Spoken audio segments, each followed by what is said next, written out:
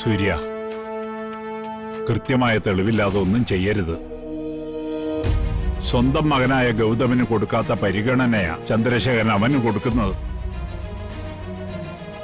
ഇതാണ് അച്ഛന്റെ കുഴപ്പം. ഒരാളെയും അച്ഛൻ തിരിച്ചറിയുന്നില്ല. അച്ഛന്റെ രക്തബന്ധം അച്ഛന് വലുതായതുകൊണ്ടാണ് ചെറിയച്ഛനെ അച്ഛൻ കുറ്റപ്പെടുത്താത്തത്. അച്ഛന്റെ അനിയൻ അച്ഛന് പ്രിയപ്പെട്ടവനാണ്.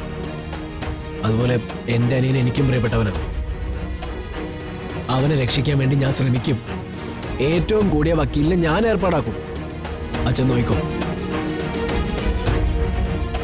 രാധികയും വരുണിനെയും കുറ്റവിമുക്തരാക്കി അച്ഛന്റെ മുമ്പിൽ ഞാൻ കൊണ്ടുവന്ന് നിർത്തിയിരിക്കും.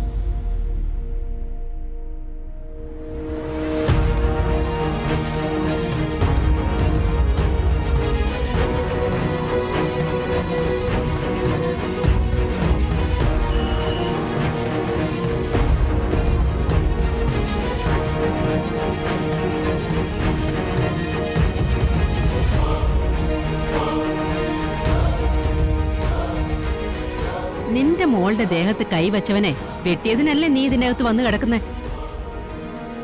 ഭർത്താവ് പോലും ഇല്ലാതെ ജീവിക്കുന്ന എന്റെ പറമ്പ് വേറൊരുത്തം വന്ന് കയ്യേറ്റം ചെയ്യാൻ നോക്കി. അതാ എന്റെ പേരിലുള്ള കുറ്റം. പക്ഷെ ദേ ഒരുത്തി ഇരിക്കുന്നുണ്ടോ? നിസ്സാര പണിയും ചെയ്തിട്ടല്ല വന്നത്, അനിയത്തിയാ കൊന്നത്. ഇവക്കൊക്കെ ജീവിക്കാൻ ഒരു ബുദ്ധിമുട്ടും ഇല്ലാത്തതിന്റെ പ്രശ്നമാ. അനിയത്തിയുടെ ഭർത്താവിനെ സ്വന്താക്കാൻ നോക്കിട്ടല്ലേ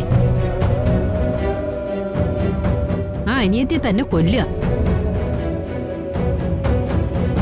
ഇവളൊക്കെ നമ്മുടെ കൂട്ടത്തിൽ കിടക്കുന്നതേ നമുക്ക് നാണക്കേടാ. അനുജത്തിയുടെ ഭർത്താവിനെ നിനക്ക് ഒരുമിച്ചല്ലേ റിമാൻഡ് വിധിച്ചത്? ജഡ്ജിയോടൊന്ന് ചോദിച്ചു നോക്കായിരുന്നില്ലേ ഒരേ റൂം തരാൻ? എന്താടി നീ ഒന്നും മിണ്ടാത്തത്? ഞാൻ ആരെയും കൊന്നിട്ടൊന്നുമില്ല. പിന്നെ നീ എന്തിനാ ഇവിടെ വന്നതാ? ടൂർ വന്നതാണോ? ഞാൻ പറയുന്ന സത്യ. എനിക്കൊരിക്കലും എന്നെ അനിയത്തിയെ കൊല്ലാൻ കഴിയില്ല. അവൾ എനിക്ക് അത്ര ഇഷ്ടായിരുന്നു. അവളെ മാത്രമല്ലല്ലോ, അവളുടെ കെട്ടിയോനെ നിനക്ക് ഇഷ്ടമായിരുന്നില്ലേ? നിങ്ങൾക്ക് ആർക്കും അറിയാത്ത ഒരുപാട് കാര്യങ്ങളുണ്ട്. കുറ്റപ്പെടുത്തി സംസാരിക്കാൻ എല്ലാവർക്കും എളുപ്പം.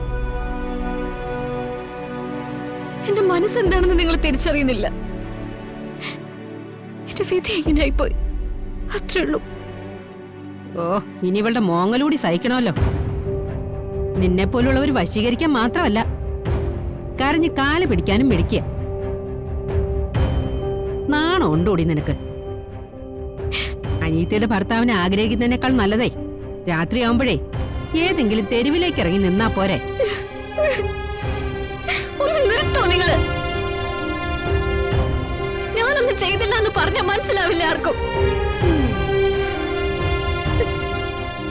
എല്ലാരും കൂടി എന്നെ ചതിച്ചതാ. ഞാൻ ആരെയും കൊന്നിട്ടില്ല. ഇരുന്ന് മോങ്ങുന്ന കണ്ടില്ലേ? ഇവളാള് ശരിയൊന്നും അല്ല. ആ അതെ,